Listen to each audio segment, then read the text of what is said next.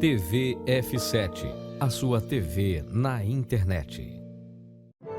Palavras que edificam, mensagens do céu para a sua vida. Mas o texto que eu quero compartilhar com os irmãos hoje é um texto muito conhecido, pregado por muita gente, que está no livro de Marcos, capítulo de número 10, versículo 46. Mas eu conversava com o pastor Felipe, e eu falava ao pastor Felipe o seguinte: qual é o legado que nós vamos deixar para aqueles que virão depois de nós? O que nós vamos deixar? Porque o que nós estamos construindo hoje não é para nós, mas é para alguém que vem depois de nós. E aí eu estava meditando e foi passando algumas coisas pela minha cabeça, e entre elas veio essa questão do legado e veio a questão da preparação. Interessante é que João Batista, ele vem e prepara o caminho para o Eterno. Mas aí o Eterno vem, chama os seus discípulos,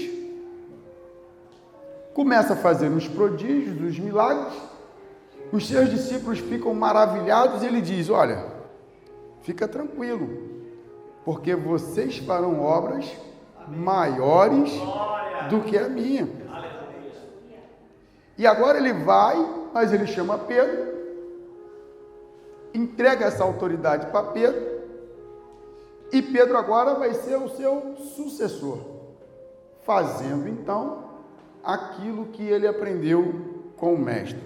E assim vai se passando de geração. E a pergunta é: qual é o legado que nós vamos deixar para as gerações futuras? O que nós vamos deixar de ensinamento, de conhecimento? O que nós vamos fazer para essa geração futura? Então, meus irmãos, o livro de Marcos, capítulo de número 10, versículo de número 46, bastante conhecido de todos, mas eu quero fazer menção dessa leitura. Diz assim, Marcos 10, 46. Ei, o que está acontecendo? Me diz. É Jesus de Nazaré. Ele está passando por aqui.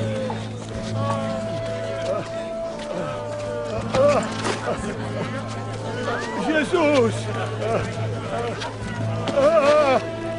Jesus! Filho de Davi! Tem pena de mim!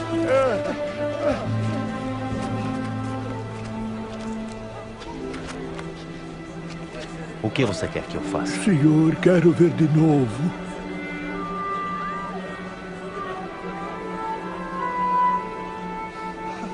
Então veja. A tua fé te curou. Eu estou vendo. Eu vejo.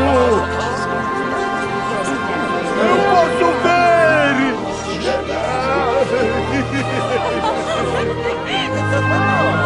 Obrigado.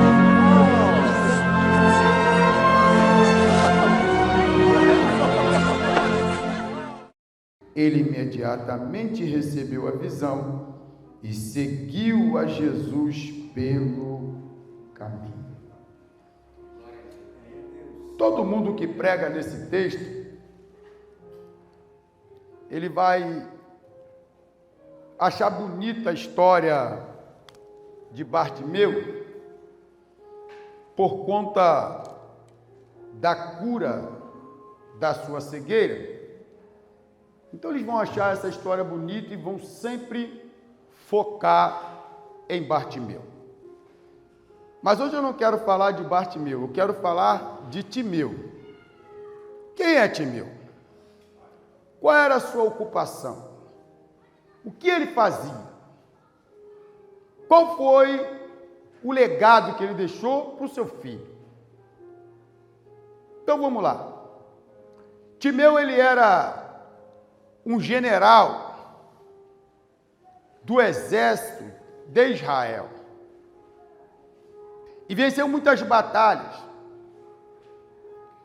Porém, chegando o tempo da sua aposentadoria, Timeu então se recolhe, se aposenta, ganha um bom lucro, e agora ele vai investir, e ele vai adquirir muitos bens.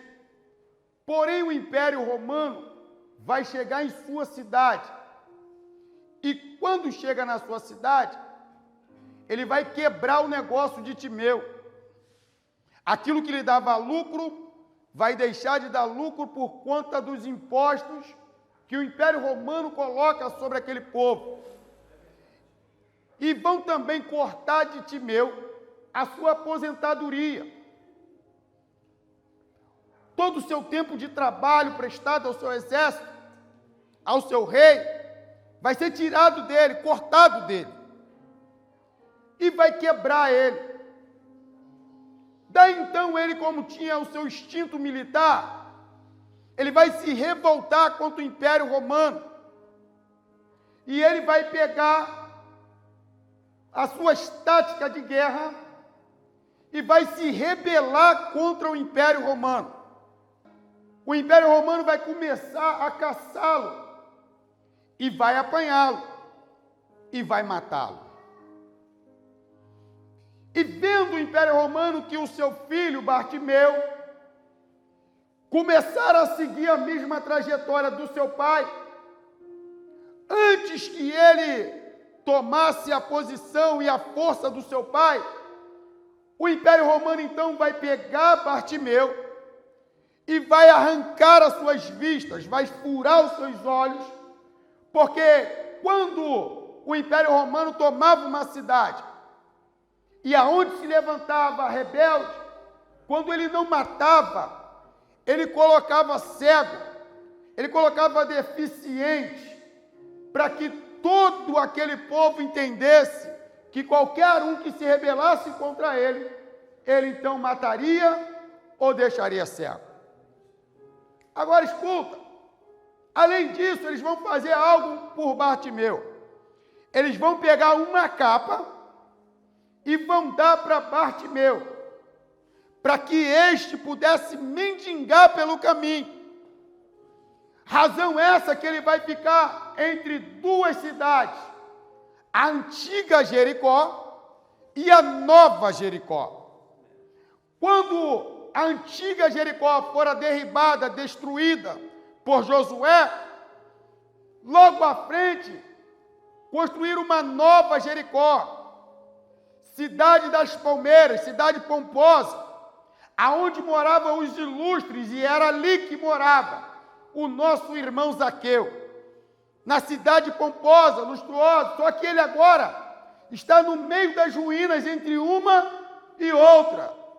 E a Bíblia diz que Jesus, saindo de Jericó, entrava em Jericó, e estava ali um cego assentado à beira do caminho, e este era Bartimeu.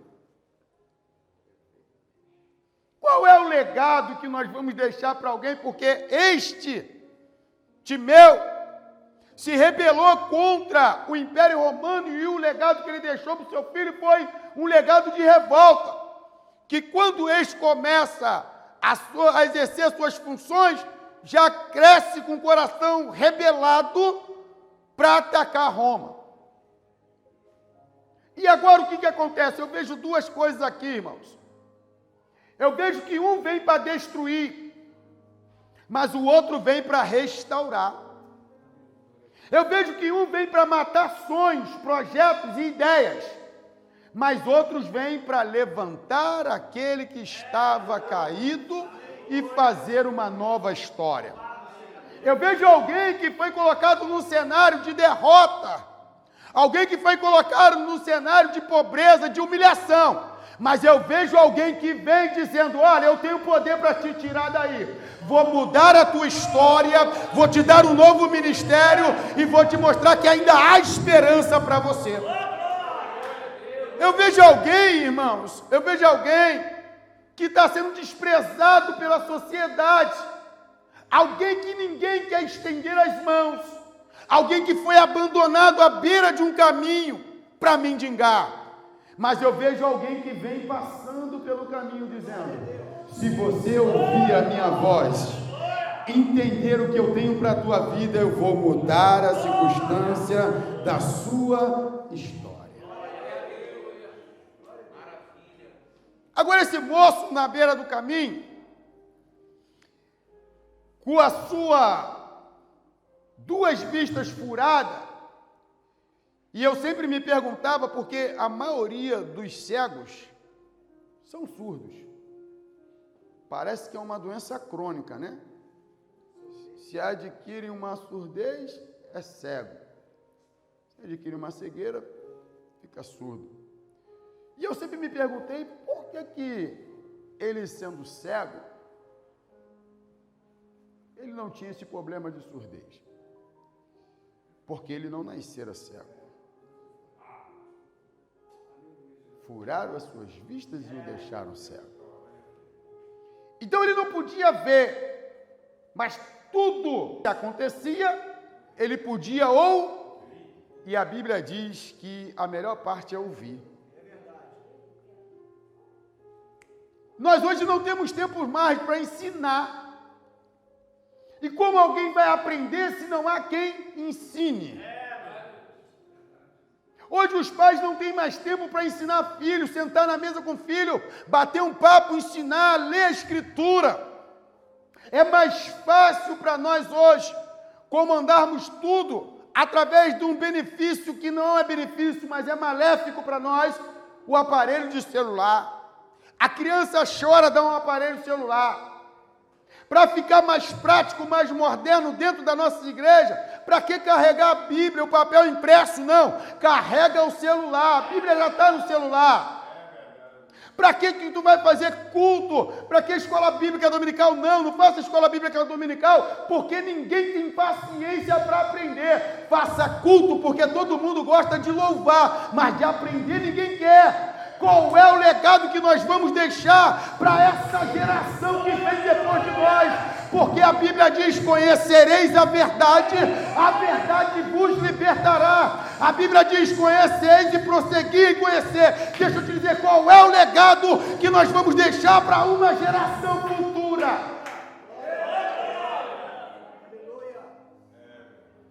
Se não conhece a Escritura, não conhece o Senhor da Escritura.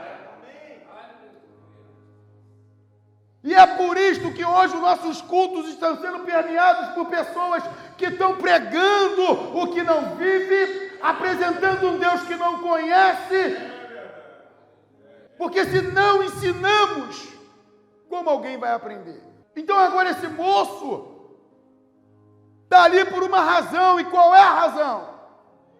A razão foi o legado errado que o seu pai deixou.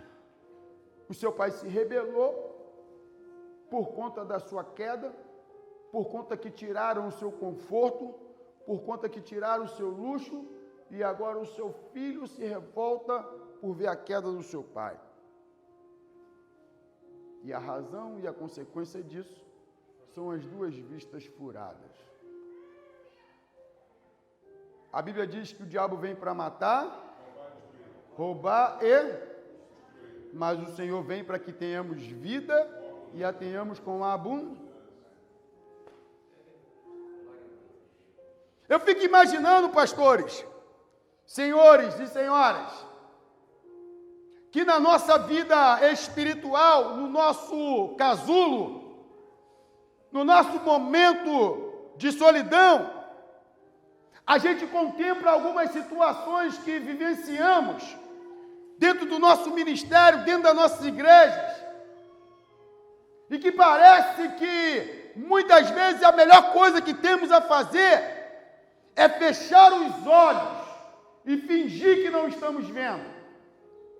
Parece que nós estamos vivendo numa sociedade tão corrompida, pastores, que para não perder, é melhor fingir que não está vendo, para manter o cara ali. Parece que muitas vezes, meu presidente, é melhor recuar do que ser firme para curar outros. Porque essa doença da corrupção, ela não está no Palácio da Justiça apenas. Ela não está sobre nossos governos apenas. Ela também está existindo dentro das nossas igrejas. E nós somos os piores. Por quê? Porque nós somos os líderes. E como líderes, nós deveríamos ser exemplo e não negociantes. O ministério não se negocia. O ministério se vive, se prega, se doa, se entrega, mas o ministério não se negocia. Abra a visão, pastores. Abra a visão, porque quando tu negocia com fulano que pode te dar um dízimo bom, tu está matando o pequeno que queria crescer e te ajudar na tua obra.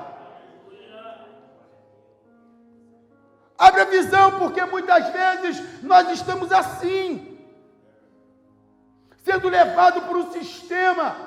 Quando Jesus disse que ele veio para todos, não tem exceção. Os grandes líderes hoje estão cegos porque querem ter megas templos, querem ter casas lotadas, querem ter bons louvores, querem ter um espaço ambiental bonito, luxuoso. Mas como foi falado aqui, estão botando Jesus para fora. O templo está bonito, os cantores são top demais. Mas Jesus está ficando do lado de fora. Porque a visão outrora era ganhar alma. Jesus chama Pedro e diz: Pedro, eu vou te tirar daí porque a tua pesca de madrugada foi fracasso. Mas eu vou te mandar para um lugar no mar, tu vai pescar e aí tu abre uma peixaria top, porque tu vai vender muito peixe. Ele disse: não, senhor. Pedro, larga tudo, peraí, senhor. Eu passei a madrugada, não peguei, agora o senhor mandou eu ir, eu fui, peguei, e agora o senhor está mandando largar. Ele disse: Pedro, o que eu queria te mostrar é que eu sou poderoso para fazer infinitamente mais do que tu pensa e do que tu precisa. Larga isso daí, porque o negócio agora é outro. É outro. Aleluia. Ele passa e vê os filhos de Zebedeu e diz: ó, vem, segue-me. Eles estão lavando a rede, costurando, consertando. O moço não quis saber o tamanho do seu lucro. Ele ouviu a voz do mestre e ele disse: meu irmão, eu esperei por muito tempo de ouvir essa palavra, vem e segue-me. A oportunidade é aqui e agora. Aleluia. Glória a Deus. Quem tem visão no reino não vai se preocupar com as coisas da terra, porque a Bíblia tem promessa para nós. A Bíblia diz: ei, por que andais ansiosos com o que haver de comer, de vestir ou de beber? Olha para os lírios, não cegam, não semeiam, mas eu vou te dizer, nem Salomão se vestiu como eles. O que o Senhor está dizendo para nós? Tira a visão da terra e coloca a sua visão no céu. Porque a terra só produz o que o céu ordena. A terra não produz nada mais que não seja ordenado pelo céu. Qual é o nosso problema hoje? O nosso problema hoje é que tiramos a visão do céu. Estamos com uma visão terrena demais. A nossa visão está voltada pelo aquilo que o sistema nos mostra. O sistema diz que você tem que ter bom carro, bom celular, boa casa, bom templo, bom som, mas não te diz que você tem que ter a unção e o poder de Deus que cura os enfermos, liberta os cativos e abre as prisões. E agora Bartimeu, ele começa a ouvir um alarido, uma multidão, e ele entende: está passando alguém ali que pode resolver o meu problema. E ele diz: Jesus, filho de Davi, tem misericórdia de mim. acontecendo aqui? Nós estamos vivendo num ambiente, irmãos, muito sufocado hoje. Ficamos tão sufocados que nós não conseguimos mais ouvir a voz do Mestre, não conseguimos mais identificar o Mestre no meio da multidão, não conseguimos mais ter um contato de uma intimidade com o Mestre, a não ser quando nós precisamos pedir. Porque quando precisamos pedir, aí arrumamos tempo. Aí nós temos tempo para orar. Aí nós temos tempo para ir ao culto de libertação. Aí nós temos tempo para ir ao culto da família. Aí nós temos tempo de subir ao monte porque precisamos pedir. Mas a Bíblia diz que melhor é dar do que receber. Então estamos sendo levados por um sistema e ficando cegos pelo mesmo. Porque estamos esquecendo o seguinte: há uma promessa para nós. A Bíblia diz: eis que estarei convosco todos os dias. Não é quando tu precisar. Não é quando tu estiver no fundo do poço. Não é quando tu estiver duro. Ele está falando todos os dias. No dia bom eu estou lá, no dia mau também. No teu dia de choro eu estou lá, mas no teu dia de sorriso eu também estou. Ele está dizendo: olha, no dia da tua enfermidade eu estou, mas no dia da tua cura eu também estou. É em todo o tempo. Só que nós agora estamos fracionando isto. Hoje eu estou tranquilo, estou bem. A vida financeira está elevada, está tranquila. A minha visão não é mais o reino, a minha visão agora é os meus status. A minha visão agora é minha posição.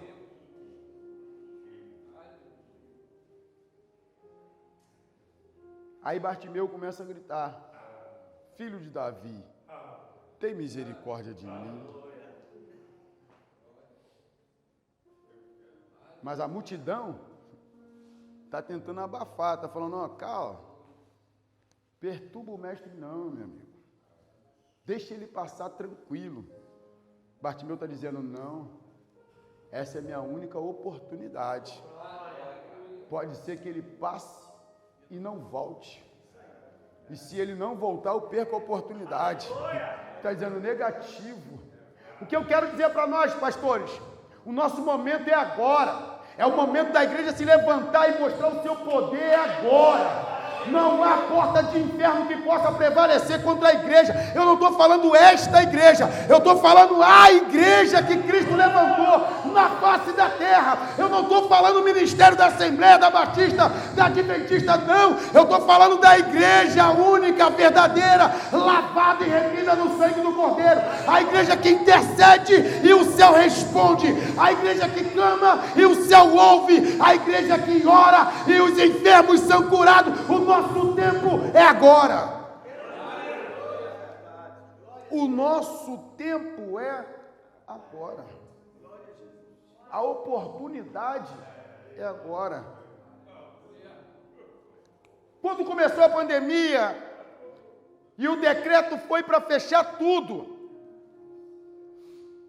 e principalmente as igrejas.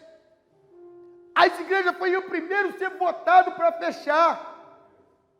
Por conta dos nossos cultos, por conta das multidões que adentram pelas nossas igrejas. Então eles foram logo rápidos para mandar fechar nossas igrejas. Mas eu falei para o pastor Washington, pastor Edi, eu falei para a pastora Fabíola, eu falei para a igreja que estava aqui, eu falei: olha, eles podem até começar com esse projeto, mas se a igreja orar, esse projeto vai ser vetado e derrubado. Não levou muito tempo, fecharam-se tudo, mas a igreja permaneceu aberta em oração.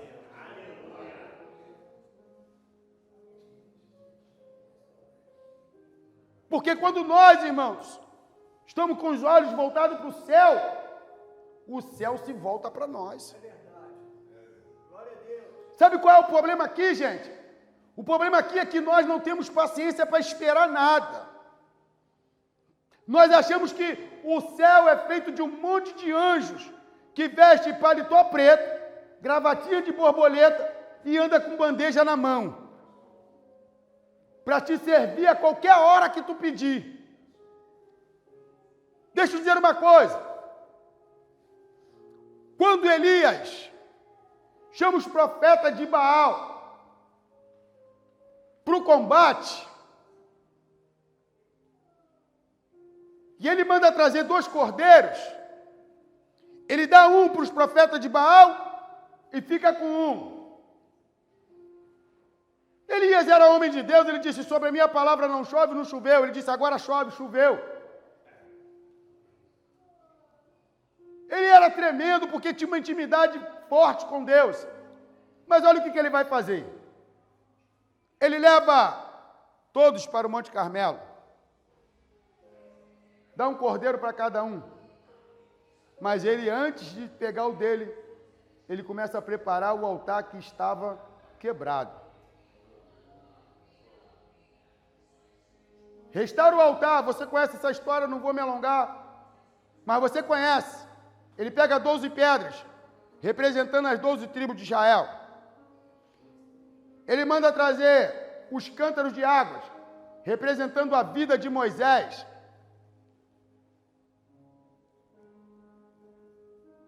E só depois que tudo aqui embaixo está preparado, é que ele vai clamar ao Deus Todo-Poderoso.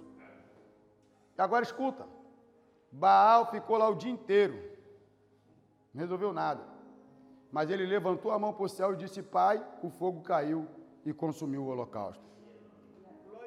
Quando a nossa vida, quando o nosso coração está aplicado a fazer a vontade de Deus, você não precisa se esgoelar muito não, porque o Pai já conhece a intenção e o desejo do teu coração. Você só precisa colocar diante dele, porque o céu vai lhe atender. Você não precisa pagar penitência, não precisa, porque o céu já sabe do que você precisa. Agora esse moço consegue parar toda uma multidão, e até mesmo a pessoa do Senhor Jesus. Jesus para, olha para ele e fala, traz ele para mim. Fica imaginando um montão que falou assim, Felipe, vai dar certo não. Para esse negócio aí, porque isso não vai funcionar.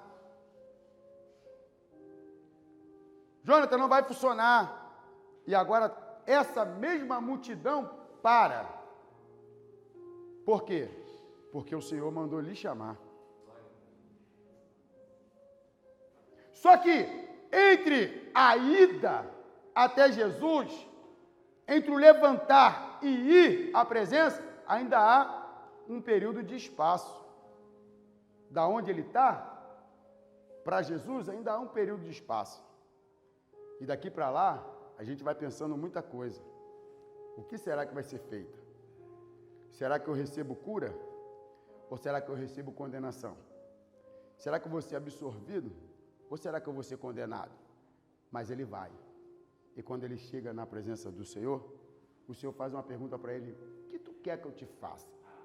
Parece uma pergunta cabiciosa para alguém que está vendo a deficiência de alguém. Se eu passo na rua, vejo um camarada me pedindo um pedaço de pão, alguma coisa, eu vou entender que aquele camarada ali tem uma necessidade, eu sei qual é a necessidade dele, não preciso perguntar para ele. Eu posso simplesmente chegar ali e dar para ele uma comida, eu posso simplesmente chegar para ele e dar uma garrafa d'água, porque eu sei a necessidade dele, que ele está na rua. Só que Jesus pergunta para ele, o que tu quer que eu te faça?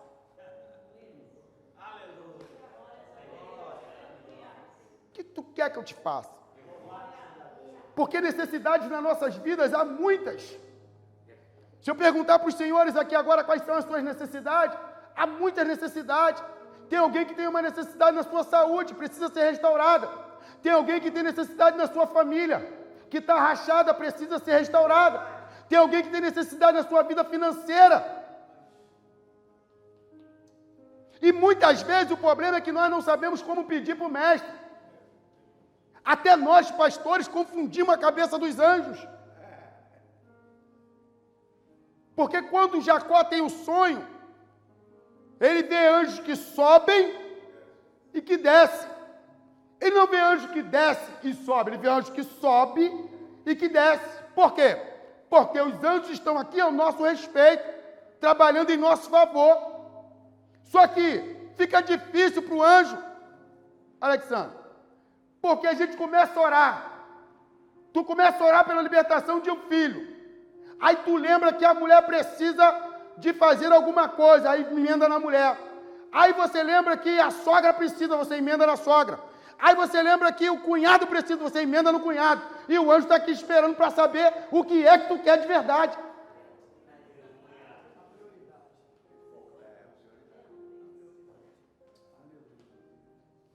Enquanto tu não define, o anjo não tem como ir, porque senão ele sobe, ele desce, ele sobe, ele chega no meio do caminho, aí tu lembra da sogra, ele volta, aí chega no meio do caminho, tu leva tu cunhado, não dá para o anjo.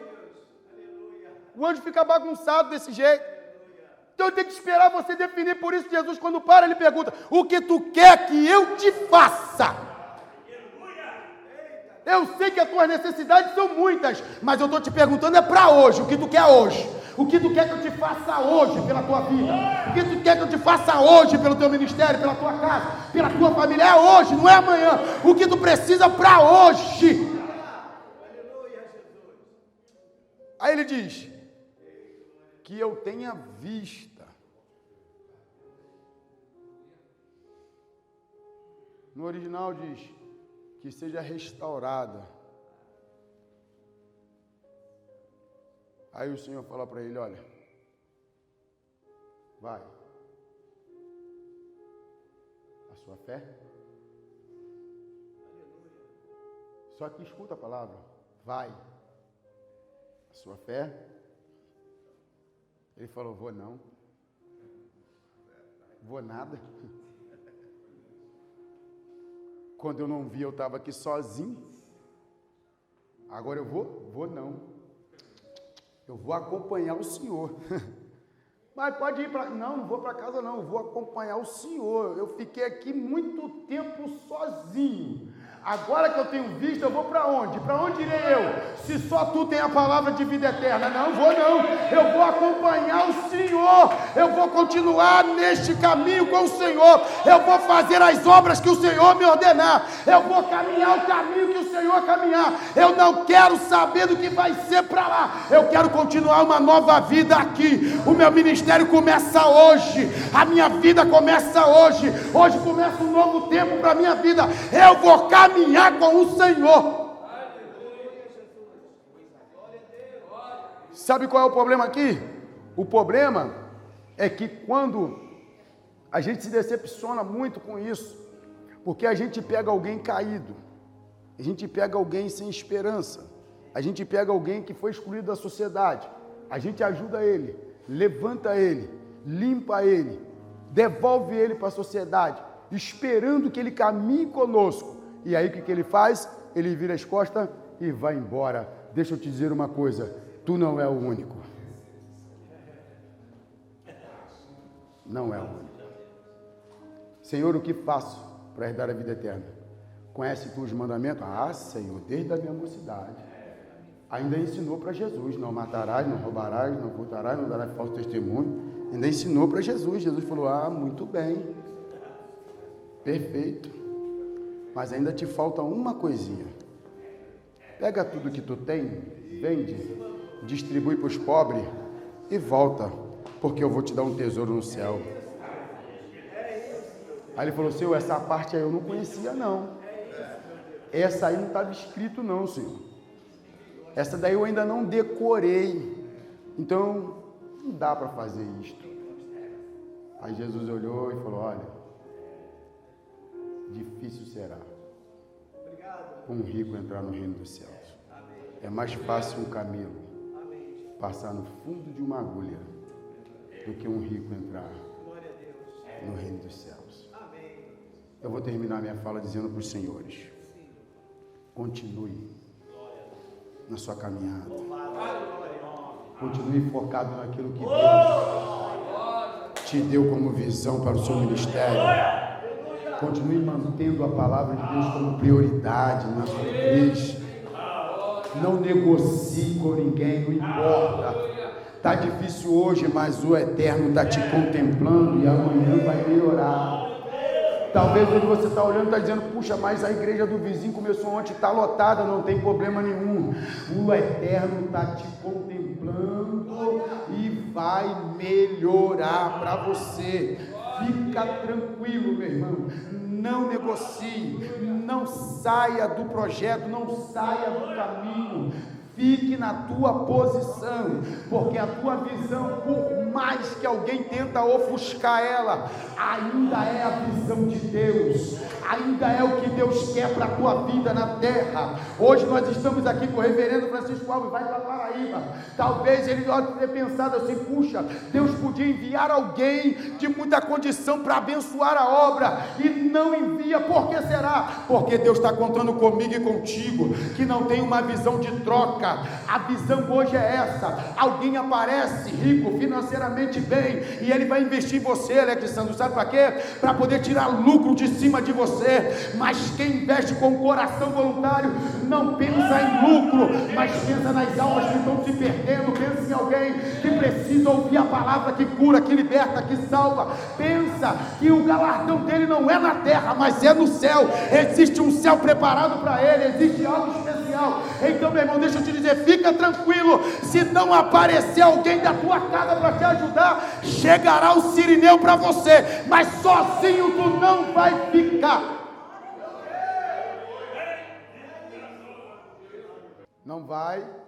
Não perca a visão